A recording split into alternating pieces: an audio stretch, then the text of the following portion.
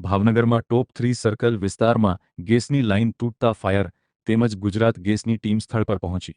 ભાવનગર મહાનગરપાલિકા દ્વારા ટોપ 3 સર્કલ પાસે ડ્રેનેજ લાઇનનું ખોદકામ કરવામાં આવી રહ્યો હતો।